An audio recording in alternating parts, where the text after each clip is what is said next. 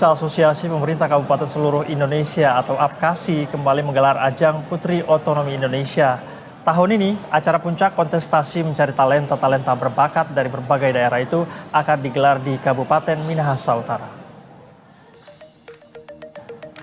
Ajang ini bertujuan mencari putri-putri terbaik dari berbagai daerah kabupaten untuk unjuk talenta dan kepemimpinan di tingkat nasional. Audisi seleksi finalis resmi dibuka pada Kamis 8 Mei 2025 kemarin di Art Hotel Senayan, Jakarta.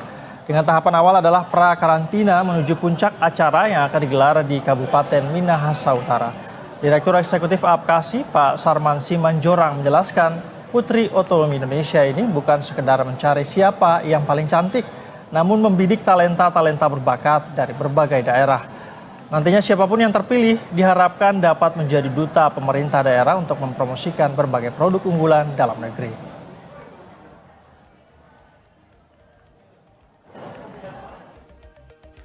Tujuannya adalah untuk menyalurkan dan mengembangkan berbagai bakat-bakat dan talenta-talenta muda yang ada di daerah. Karena kita tahu putri-putri dari kabupaten ini potensinya dan juga kemampuannya itu memiliki standar yang sama, tapi mereka punya akses keterbatasan untuk dapat mengikuti ajang-ajang di level nasional. Maka melalui pemilihan Putri Otonomi Indonesia ini berbagai bakat-bakat talenta dari daerah itu bisa tersalurkan dan antusiasnya. Putri Otonomi Indonesia diharapkan menjadi wakil bagi generasi muda dalam memahami budaya dari otonomi Indonesia. Sudah bergabung bersama kami di studio Berita 1 Direktur Eksekutif APKASI, Pak Sarman Simanjorang. Pak Sarman, selamat siang. Selamat siang, bergabung salam sehat juga, dan semangat selalu. Salam sehat. Baik, bergabung juga bersama kami Kepala Dinas Pariwisata Minahasa Utara, Bu Femi Pangkerego. Bu Femi, selamat siang. Selamat siang, sebagai tuan rumah ya. Rumah. Baik, dan yang terakhir bergabung juga Putri Otonomi Indonesia 2024, Rafaela Caila Saka.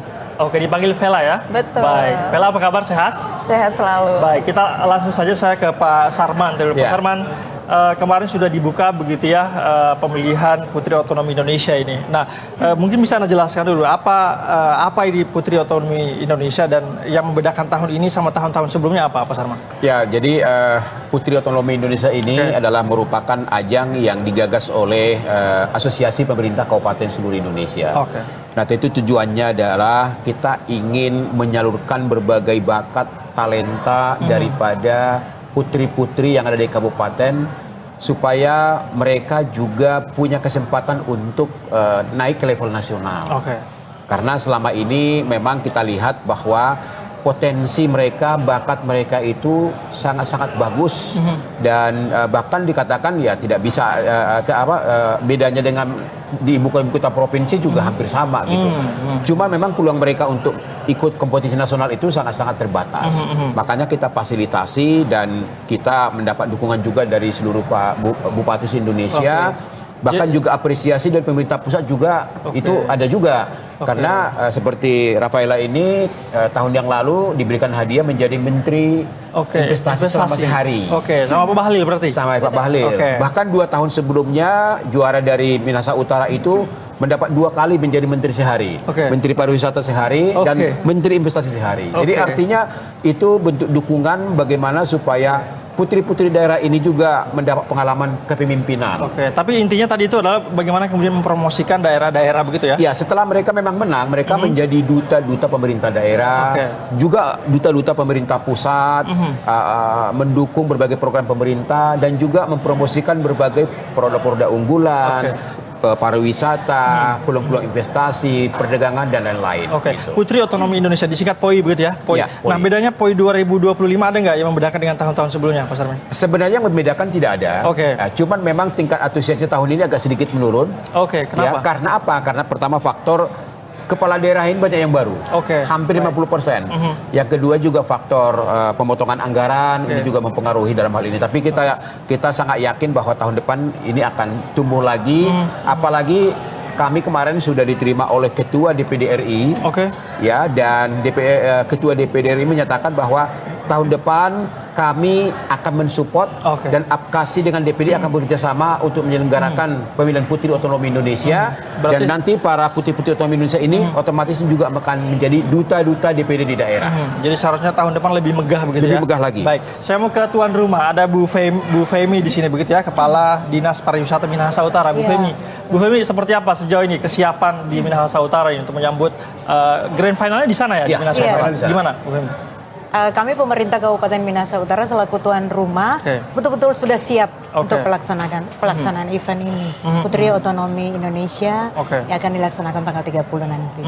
Adakah sesuatu yang paling ingin ditonjolkan misalnya di Minahasa Utara agar menjadi sorotan nasional mungkin dengan adanya ajang ini? Iya, memang ada karena kebetulan bersamaan dengan Munas APKASI ke-6, kemudian ulang tahun APKASI yang ke-25, itu pelaksanaannya di Minahasa Utara semua. Terakhir lagi kami pas memang agendanya melaksanakan Likupang Tourism Festival, LTF.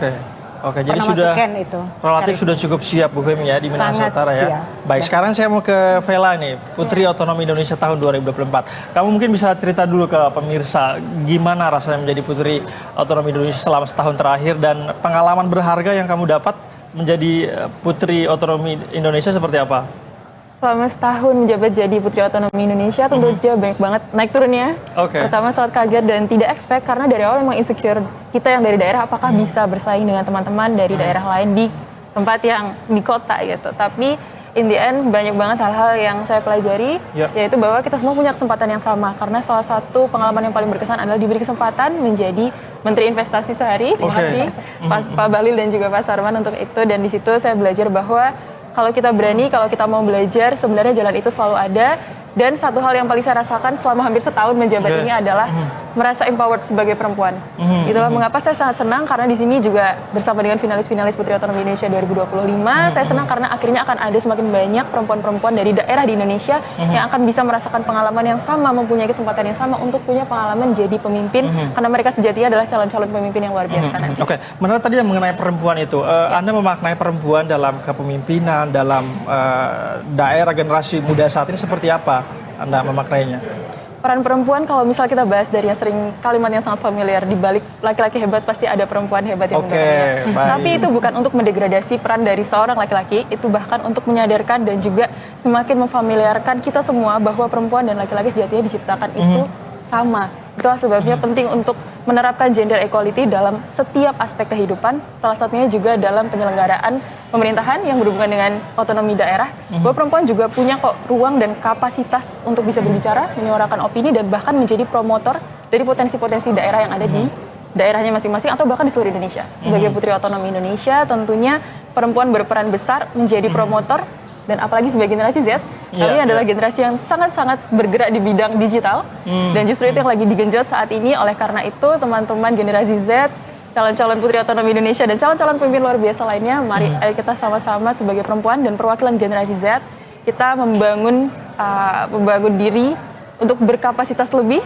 dan bisa menyalurkan kemampuan kita dalam mempromosikan potensi daerah dan advokasi apapun yang kita bawa dari daerah masing-masing. Ini pesan penting untuk perempuan-perempuan di Indonesia begitu ya, buat teman-teman calon peserta seleksi juga ini ya. Saya mau ke Pak Sarman. Pak Sarman kalau tidak salah Putri Otonomi Indonesia itu namanya Putri Otonomi Daerah ya kan? Kenapa mengalami perubahan? Ya, jadi dulu memang pemilihan Putri Otonomi Daerah itu merupakan bagian kegiatan APKASI Otonomi Expo. Jadi kami setiap tahun itu melaksanakan APKASI Otonomi Expo. Nah, dulu salah satu kegiatannya itu adalah pemilihan Putri Otonomi Daerah.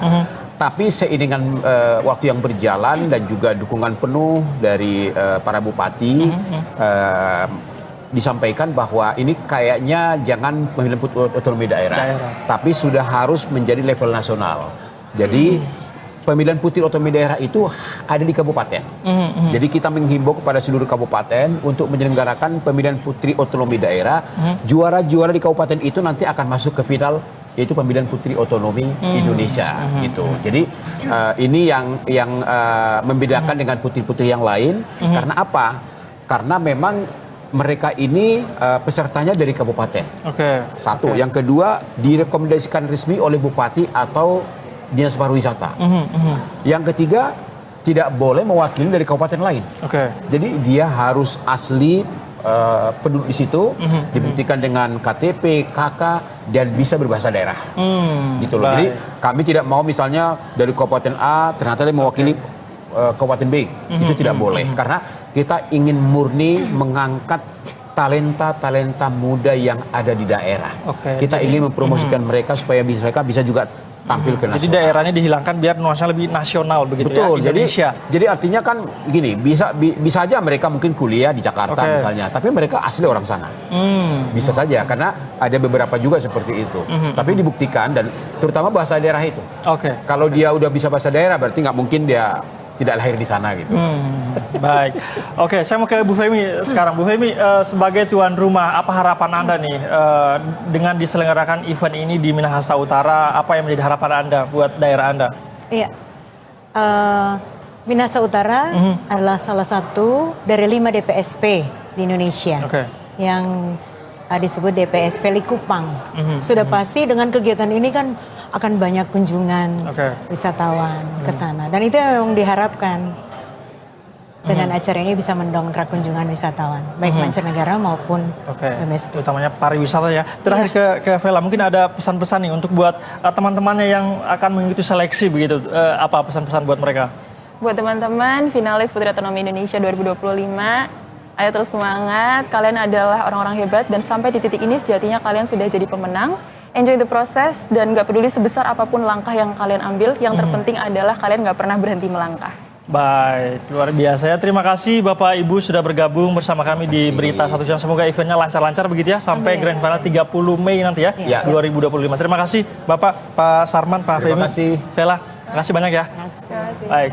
Dan pemirsa, demikianlah perbincangan kita dengan Direktur Eksekutif Apkasi Pak Sarman Simanjorang dan juga Kepala Dinas Pariwisata Minahasa Utara Ibu Femi Pangkerego dan Putri Otonomi Indonesia 2024 Ravela Cailasaka. Dan kita ke informasi berikutnya, pemirsa. PT Astra International Tbk mengumumkan pembagian dividen senilai 16,4 triliun rupiah kepada para pemegang sahamnya. Sementara laba bersih konsolidasi yang dibukukan pada tahun buku 2024 mencapai 34,5 triliun rupiah. Informasi ini sekaligus menjadi penutup jumpa kita di program Berita Satu Siang hari ini. Saya Said Masur, atas nama seluruh kru yang bertugas mengucapkan terima kasih atas kebersamaan Anda, jaga kesehatan, dan tetap semangat. Berita Satu bersatu menginspirasi. Terima kasih banyak Bapak, Vela, makasih banyak ya, sukses selalu.